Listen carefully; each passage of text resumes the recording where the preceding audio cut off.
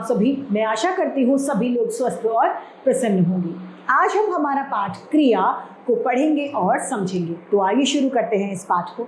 यह है पाठ 9, क्रिया किसे कहते हैं।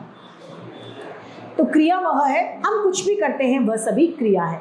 हमारे द्वारा खाना खाना, नहाना, रोना, मारना, पीटना, टीवी देखना, मोबाइल देखना, सभी कुछ क्या है, क्रिया है। कुछ क्रियाएं ऐसी होती हैं जो हम करते हैं, लेकिन कुछ क्रियाएं ऐसी होती हैं जो प्राकृतिक होती हैं, जो स्वतः ही करती हैं, स्वतः ही होती हैं, जिन पर हमारा कोई जोर नहीं। जैसे सूर्य का निकलना, बारिश आना, तूफान आना आदि, ये सभी क्या है, प्राकृतिक क्रियाएं। आइए पढ़ते हैं। वह खाना खाता है, मोहन तैर रहा है, रेलगाड़ी दौड़ रही है। यहाँ पर यह बात भी ध्यान देने योग्य है कि बिना क्रिया के वाक्य अधूरा होता है। क्रिया के बिना कोई भी वाक्य पूरा नहीं किया जा सकता। इन वाक्यों में खाना खाता है, तैर रहा है, दौड़ रहा है, काम करने का इन शब्दों से पता चल रहा है।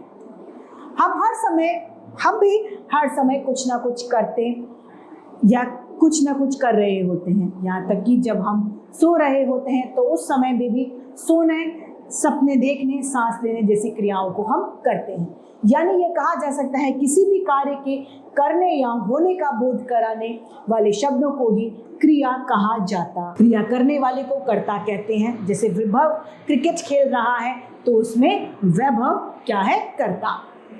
इस वाक्य में वैभव कर रहा है, अतः वैभव कर्ता है। अब क्रिया के प्रकार। क्रिया दो प्रकार की होती है, पहला अकर्मक क्रिया और दूसरा सकर्मक क्रिया। पहली क्रिया आती है हमारी अकर्मक क्रिया। अकर्मक क्रिया वह क्रिया होती है जिसमें कर्म नहीं होता, वह अकर्मक क्रिया कहलाती है। इसमें कर्म का अभाव होता है। मोहन नहाता है, बिल्ली दौड़ती है, वह नाचता है, इसका उदाहरण है।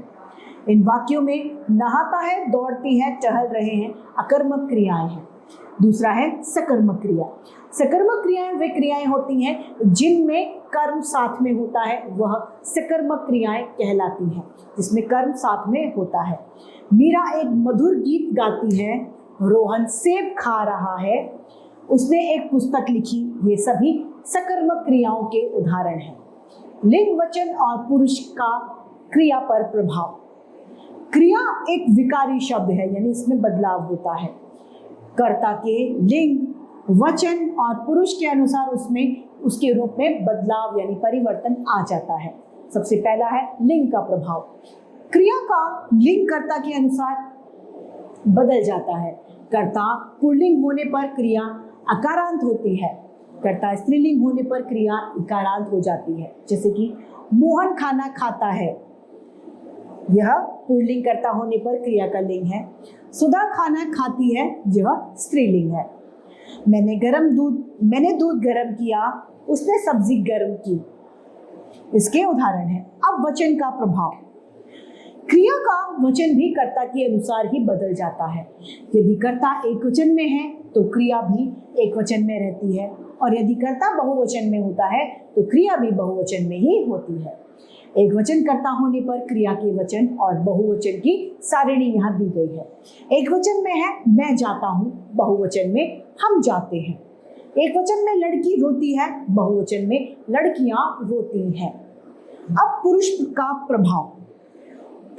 अकारांत सकर्मक क्रिया का रूप पुरुष के अनुसार नहीं बदलता है। जैसे कि मैंने गाना गाया, ये उत्तम पुरुष है। मध्यम पुरुष है, तुमने गाना गाया। अन्य पुरुष है, उसने गाना गाया। यानी हमने क्या देखा कि यहाँ पर बदलाव नहीं आया है। अन्य क्रियाओं के रूप पुरुष के अनुसार बदल जाते हैं। जैसे कि उत्तम पुरुष है मैं जाता हूँ, मध्यम पुरुष में तुम जाते हो, और अन्य पुरुष में वह जाता है। तो इसी के साथ हमारा ये पाठ क्रिया समाप्त होता है। मैं उम्मीद करती हूँ आप सभी को ये समझ में आया होगा। आज के लिए इतना ही, फिर मिलते हैं। धन्यवाद।